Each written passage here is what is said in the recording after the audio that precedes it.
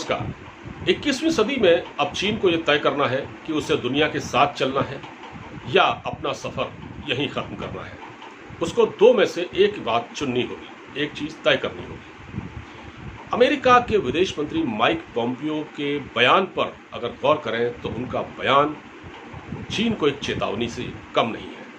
Mike Pompeo ने क्या कहा है कि चीनी कम्युनिस्ट पार्टी से खतरे की बात करें तो भारत को, वियतनाम को, मलेशिया को खतरा है, इंडोनेशिया और साउथ चाइना सी में चैलेंज है, फिलीपींस में भी दिक्कतें हैं, वगैरह वगैरह।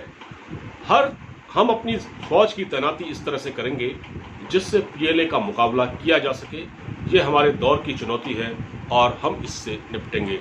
ये अमेरिका के विदेश मंत्री माइक पॉम्पियो के शब्द हैं। माइक पॉम्पियो जो है CIA के डायरेक्टर रहे हैं और अमेरिकन आर्मी में बड़े ओहदे पर रहे हैं, और क्योंकि वो खुफिया विभाग के अधिकारी भी रहे हैं इसलिए वो चीन को अच्छी तरह से समझते हैं। अब चीन को ये तय करना है कि उसे कैसे चलना है। असल में अमेरिका ने ये फैसला कर लिया है कि वो अब जर्मनी से अपनी 10,000 फौज, उसके अलावा दुनिया के बाकी हिस्सों से जो उसकी फौज है वो उसको लाकर इंडो पैसिफिक रीजन में तैनात करेगा और कुछ साउथ चाइना सी में। इस वक्त भी अमेरिका की करीब 60% फौज वो इंडो पैसिफिक रीजन में तैनात है। और अभी अमेरिका ने अपने पेंटागन से अधिकारियों ने पेंटागन से ये मांग की है कि उनको $20 बिलियन और चाहिए ताकि वो बाकी जगहों से भी जो उनकी फौजें तैनात है उसको वो ला सके। क्योंकि चीन से जो थ्रेट है वो यूरोपियन देशों को भी है, अफ्रीकन देशों को भी है और इधर भारत को भी है। तो भारत में जिस तरह से आपने देखा कि गलवान घाटी में जिस तरह से चीनी सैनिकों ने जो धोखा किया भारत के साथ, उसकी तो हम आपको बता ही चुके हैं कि किस तरह से भारतीय सैनिकों को शहीद किया गया। और ये सब चीन की साजिश थी। और ये इस साजिश की जो तस्वीरें थी, जो अमेरिकन सैटेलाइट, जो खुफिया सैटेलाइट जो ले रहे थे उसके पास मौजूद है, किस तरह से चीनी फौज का मूवमेंट रहा, किस तरह से उसने धूर्तता की।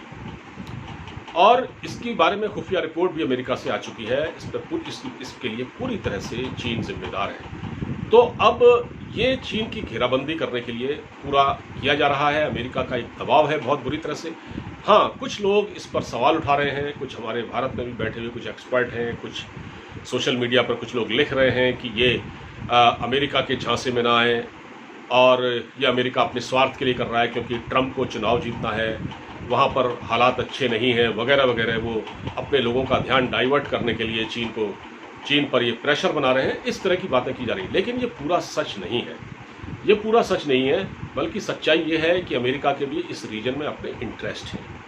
वियतनाम में भी उसका इंटरेस्ट है, साउथ चाइना सी में भी उसका इंटरेस्ट है, भारत में भी उसके इंटरेस्ट है, हर जगह उसका इंटरेस्ट है, जापान में भी उसका इंटरेस्ट है। तो वो अपने जो सहयोगी हैं, जो अपने रणनीतिक साझेदार हैं, उसका साथ देगा। भारत, अमेरिका और जापान आपस में रणनीतिक साझेदार हैं और ये ऐसी एक बाउंडिंग है जिसमें अगर मुसीबत के समय अगर आप पर कोई मुसीबत आती है, यानी इन दो तीन देशों के बीच जो आपस में साझेदार हैं, तो उसका साथ दिया जाएगा। देखिए, चीन से डरने की ज़रूरत नहीं है।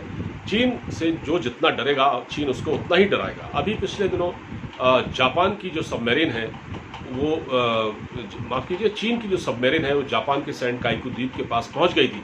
और क्योंकि जापान की नेवी पहले से ही तैयार थी और उसने बहुत बुरी तरह से इनके सबमरीन को खदेड़ दिया।